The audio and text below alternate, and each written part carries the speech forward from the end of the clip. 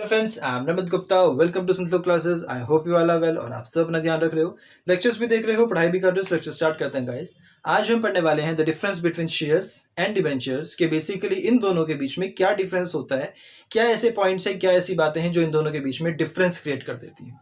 ध्यान से समझिए। बेसिकली शेयर्स क्या होते हैं? A share is a part of the capital of a company. Share क्या है? जो कंपनी की टोटल कैपिटल है उसका एक पार्ट, उसका एक हिस्सा, ठीक, जिसको हम क्या बोलते हैं? Shares.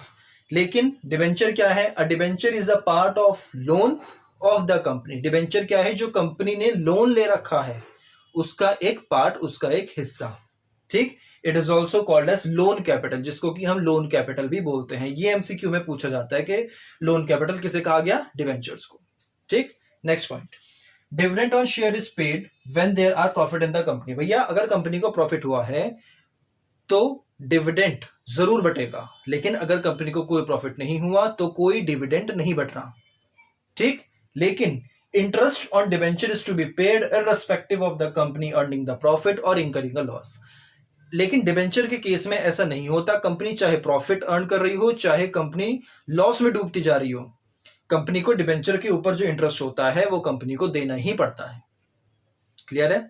Next point, rate of dividend में change from time to time. जो डिविडेंड के ऊपर हमारा रेट होता है वो टाइम टू टाइम चेंज कर सकता है, चेंज हो सकता है, depending upon the availability of profit, profit की अवेलेबिलिटी के हिसाब से। लेकिन जो इंटरेस्ट ऑन डिबेंचर होता है, rate of interest on debenture is fixed at the time of issue. जो आपने डिबेंचर्स को इशू के टाइम पे जो रेट सेट करा, लाइक 10% और 12%, वो उस कंप्लीट फाइनेंशियल ईयर में उतना ही रहता है, वो चेंज नहीं होता, ठीक है। Next, shares can not be converted into debentures. आप शेयर्स को डिबेंचर में कन्वर्ट नहीं कर सकते, लेकिन debentures can be converted into shares. Debentures को शेयर्स में कन्वर्ट करा जा सकता है। Under section 23 of the 2013 act, ये पूछा जाता है कि किस सेक्शन में या फिर कौन से एक्ट के अंतर्गत, ठीक। Shares can not be issued at a discount.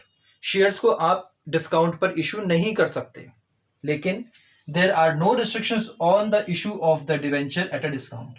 लेकिन आप डिबेंचर्स को इशू कर सकते हो डिस्काउंट पर, उसके ऊपर कोई रिस्ट्रिक्शंस नहीं है। क्लियर? आई होप आपको डिफरेंस क्लियर है, शॉर्ट नोट्स के पॉइंट ऑफ व्यू से भी और डिफरेंस के पॉइंट ऑफ व्यू से भी।